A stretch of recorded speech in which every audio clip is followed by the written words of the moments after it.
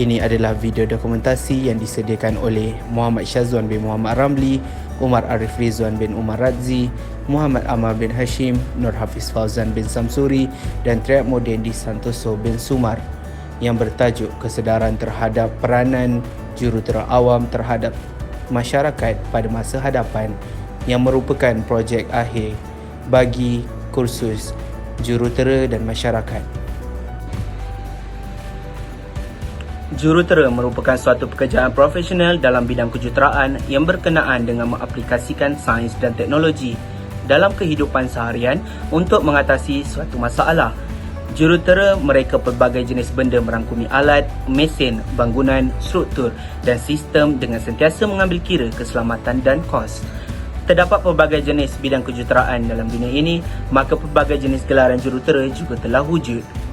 Kejuruteraan awam merupakan bidang kejuruteraan yang merangkumi aspek-aspek pembinaan dan pembangunan, sama ada dalam pembuatan jalan, bangunan, sistem peparitan, pengawalan banjir serta trafik dan lain-lain. Ia boleh dibahagikan kepada beberapa bidang yang utama, iaitu kejuruteraan geoteknik, kejuruteraan jalan raya dan lalu lintas, kejuruteraan struktur dan bahan, kejuruteraan alam sekitar, kejuruteraan hidrolik dan hidrologi. Objektif dokumentasi ini adalah untuk menyenaraikan peranan jurutera pada masa hadapan, terutamanya terhadap masyarakat. Peranan yang pertama adalah pemeliharaan alam sekitar. Bukankah kejam andai kita mengejar kemajuan di dalam pembinaan, tetapi alam sekitar terjejas? Apabila alam sekitar terjejas, maka kehidupan masyarakat juga akan terjejas. Yang kedua adalah pandangan masyarakat terhadap kejuruteraan awam. Mengapa hal ini perlu diperjelaskan? Ini kerana tanggapan positif dari masyarakat adalah penting terhadap bidang yang melibatkan pembangunan ini. Ia dapat mewujudkan keamanan terhadap kedua-dua belah pihak. Tidaklah berlaku rusuhan andai kerja-kerja pembangunan dijalankan mengganggu mereka kerana mereka faham tugas jurutera ini. Peranan seterusnya adalah memastikan kelestarian pembangunan di masa hadapan.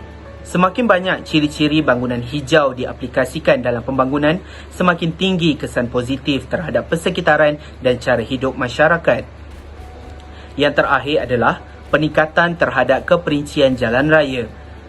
Apabila kualiti jalan raya yang menjadi kegunaan utama masyarakat dapat dipertimbangkan, maka kadar kemalangan dapat mencapai tahap sifar. Hal ini akan menjamin keamanan dan keselamatan masyarakat. Di dalam dokumentasi ini, segalanya akan diperjelaskan dan segala persoalan bakal terjawab. Kejuruteraan awam merupakan bidang kejuruteraan yang merangkumi aspek-aspek pembinaan dan pembangunan. Antara contoh-contoh bidang utama yang ada dalam kejuruteraan awam ialah kejuruteraan geoteknik, jalan raya, struktur bahan, hidrolik dan alam sekitar. Dalam video kami kali ini, saya ingin menekankan tentang kejuruteraan alam sekitar dan peranan seorang jurutera terhadap alam sekitar. Kejuruteraan alam sekitar merupakan penggunaan ilmu sains dan kejuruteraan untuk membaiki alam sekitar, iaitu untuk menyediakan air, udara dan tanah yang bersih untuk penghabitan manusia dan organisma lain serta pemulihan kawasan tercemar. Kejuruteraan alam sekitar melibatkan kawalan pencemaran air dan udara, kitar semula, pelupusan buangan, isu kesihatan awam serta pengetahuan dalam undang-undang kejuruteraan alam sekitar. Bidang ini juga merangkumi kajian kesan projek pembangunan terhadap alam sekitar. Berdasarkan tajuk yang ingin kami kupaskan dalam video ini, seorang jurutera awam perlu memainkan peranan yang penting dalam memastikan kerja yang dilakukan tidak akan menjejaskan sumber alam sekitar yang melampau. Hal ini kerana jurutera awam menyumbang untuk memelihara alam sekitar dengan membantu membersihkan pencemaran yang sedia ada dan merancang cara untuk mengurangkan pencemaran udara, tanah dan air pada masa hadapan. Pada dasarnya adalah benar bahawa aktiviti kejuruteraan awam mempunyai kesan yang kuat terhadap alam sekitar, dan ini adalah salah satu sebab mengapa pencemaran alam sekitar telah berlaku di banyak tempat. Antara langkah-langkah yang perlu diambil oleh seorang jurutera awam ialah mengawal dan mengurangkan pengurangan sisa, mewujudkan bangunan yang ramah kepada alam sekitar, menggunakan bahan teknologi pembinaan yang tidak menyerang ekosistem dan lain-lain. Berikut adalah sebahagian daripada fungsi jurutera awam yang dijangkakan pada abad 21. Dengan wujudnya konsep jurutera yang berwibawa seperti ini, masalah-masalah yang melibatkan alam sekitar dapat diatasi dan secara tidak langsung ia memberi kesan yang positif kepada masyarakat untuk menikmati kehidupan dengan persekitaran yang terkawal.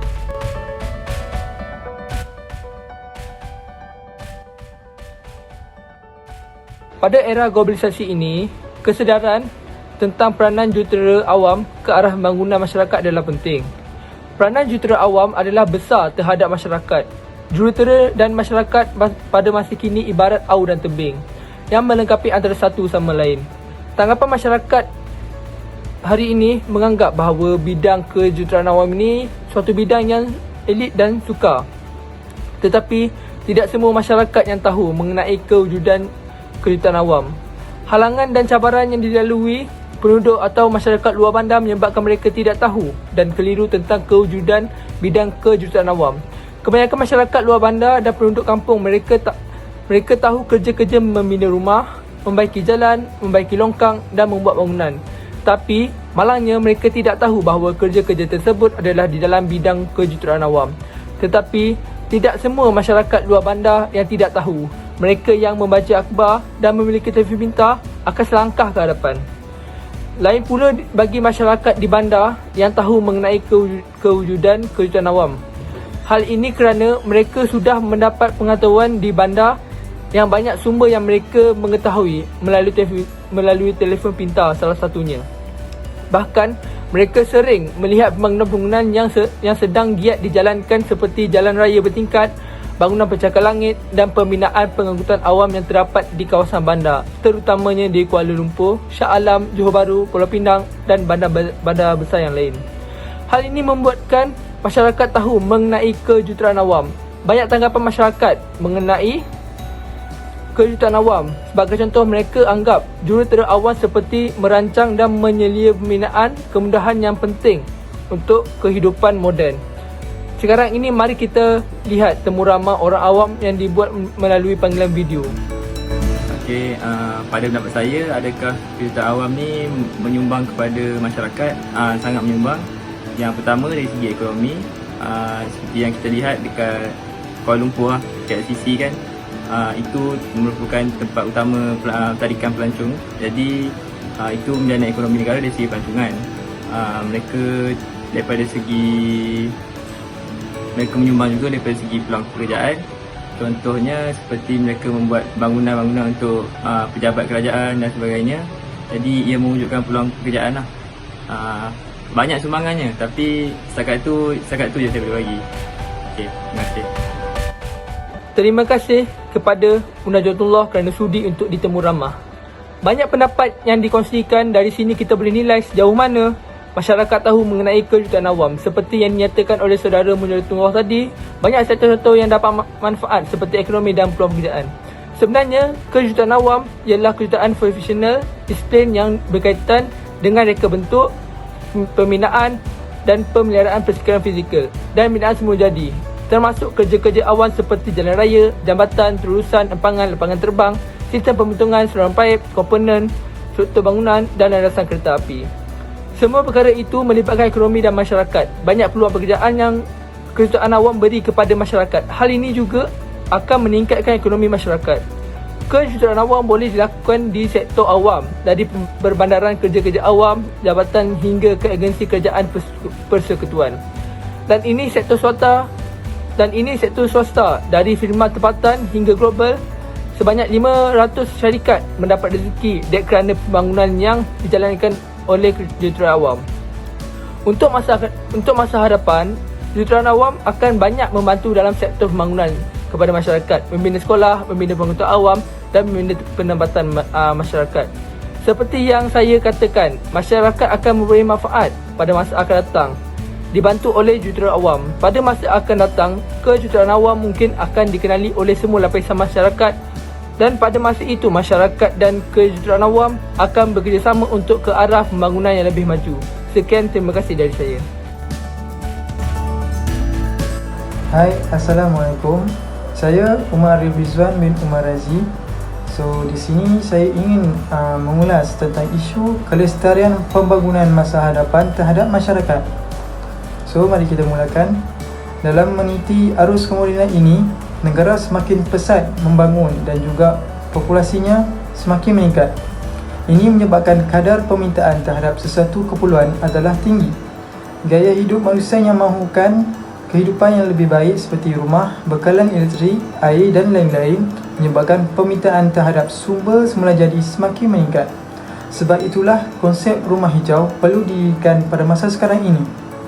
Kelestarian pembangunan dapat dicapai dengan mengaplikasikan ciri-ciri bangunan hijau pada setiap bangunan.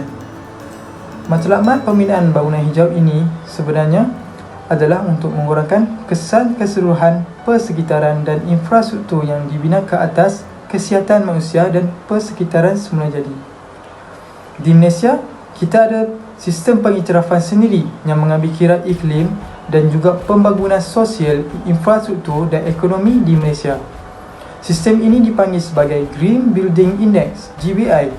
GBI ini dibina oleh Pertubuhan Arkitek Malaysia dan Association of Consulting Engineer Malaysia. GBI menilai dan mengiktiraf bangunan hijau berdasarkan 6 kriteria. Yang pertama ialah kecekapan penggunaan sumber tenaga. Yang kedua, kecekapan penggunaan air. Yang ketiga, kualiti persekitaran dalaman. Yang keempat, penerancangan dan pengurusan tapak. Yang kelima, bahan-bahan dan sumber. Dan yang terakhir sekali ialah inovasi. Di bawah setiap kriteria ini, ada pelbagai perkara yang boleh dilakukan untuk memastikan bangunan tersebut mesra alam. So, apakah kesan positif kepada penggunaan green building ini terhadap masyarakat? Yang pertama, ia dapat menjimatkan kos dan menjaga bangunan. Ini mungkin faktor yang paling menarik kepada masyarakat, walaupun ada yang tidak ada kesedaran yang mendalam tentang menjaga alam sekitar. Kos untuk mendirikan bangunan hijau mungkin lebih mahal daripada biasa kerana ia menggunakan bahan-bahan, peralatan dan reka bentuk yang berbeza. Tak lupa juga pelbagai peraturan yang harus dipatuhi. Namun, pelaburan ini adalah amat berbaloi buat jangka masa panjang disebabkan penjimakan kos bil yang diperoleh oleh penggunaan air, elektrik, penjagaan haba dan sebagainya. Yang kedua, GBI ini dapat menjaga kesihatan dan meningkatkan produktiviti. Di dalam aspek ini, para arkitek, jurutera dan pemaju cuba menerapkan kembali ciri-ciri alam semula jadi dalam projek yang mereka bina. Antara perkara yang selalu dilaksanakan adalah dengan menanam lebih banyak pokok di bangunan. Di bangunan yang ada kawasan seperti ini dapat memberikan ketenangan mata kepada masyarakat dengan dapat duduk di atas bangku-bangku yang disediakan dengan melihat keindahan semula jadi. Selain itu, para pemaju dan jurutera juga telah menaik taraf sistem pengudaraan di bangunan untuk kualiti udara yang lebih baik kepada masyarakat yang mengurangkan risiko asma dan kanser paru-paru. Yang ketiga, green building ini dapat mengurangkan pembaziran dan mencegah pencemaran alam sekitar. Objektif yang paling penting yang ingin dicapai oleh bangunan hijau ini adalah untuk mengurangkan kesan terhadap alam sekitar. Sebab itulah proses mendirikan bangunan hijau ini melibatkan perancangan rapi dengan bahan-bahan yang akan digunakan dan kemudahan yang akan disediakan. Oleh itu, bagi perancangan dan pengurusan tapak, lokasi yang berdekatan dengan sistem pengangkutan awam membantu mengurangkan kereta di jalan raya, sekaligus dapat mengurangkan pelepasan karbon dioksida dan karbon monoksida dan juga dapat menjimatkan bil minyak. So, untuk kesimpulannya, bangunan hijau adalah bangunan yang mempraktikkan kepentingan alam sekitar. Jadi, bermula dari lakaran pembinaan, operasi, selenggara sehingga peringkat pengubahsuaian. Oleh itu, apabila bangunan-bangunan pada masa hadapan majoritinya menggunakan konsep bangunan hijau ini, maka ia akan memberi banyak impak positif kepada cara hidup dan juga persekitaran masyarakat akibat daripada kepesatan pembangunan. So, sekian sahaja daripada saya. Sekian, terima kasih. Kejuruteraan awam bukan sahaja fokus kepada pembinaan bangunan, tetapi terdapat juga bidang lain di bawah kejuruteraan awam, seperti kejuruteraan lebuh raya. Kejuruteraan lebuh raya melibatkan perancangan, reka bentuk, pembinaan, operasi dan penyelenggaraan jalan raya, jambatan dan terowong. Hal ini untuk memastikan keselamatan dan keberkesanan pengangkutan terhadap orang dan barang. Jalan raya pada umumnya menghubungkan satu kawasan dengan kawasan yang lain. Ia merupakan jalan perhubungan yang sangat penting kerana membawa banyak faedah kepada ekonomi, sosial dan negara. Keadaan jalan raya yang tidak sesuai atau tidak berkualiti boleh membawa kepada kesan negatif seperti kemalangan jalan raya yang boleh membawa maut dan kerosakan harta benda. Oleh itu, peranan jurutera awam adalah untuk merancang dan mereka bentuk jalan yang berkualiti mengikut panduan yang telah ditetapkan dan mencari cara untuk menambah baik kualiti jalan yang sedia ada. Hal ini untuk membuatkan jalan tidak cepat rosak dan tahan lama. Jurutera awam juga perlu memastikan kerja-kerja pembaikan dan penyelenggaraan jalan raya menggunakan cara yang betul dan sesuai. Jalan raya yang berada dalam keadaan yang baik dapat mengurangkan kesan negatif jalan raya sekaligus menjamin keselamatan dan kesejahteraan masyarakat, harta benda dan alam sekitar. Sebagai jurutera, pembangunan jalan raya hendaklah diperluas dan menggabungkan kawasan luar bandar dan bandar kerana ia dapat meningkatkan taraf hidup dan kualiti hidup, memberi peluang pekerjaan dan meningkatkan ekonomi negara. Hal ini juga dapat memudahkan perkongsian maklumat atau teknologi terkini bersama masyarakat di luar bandar.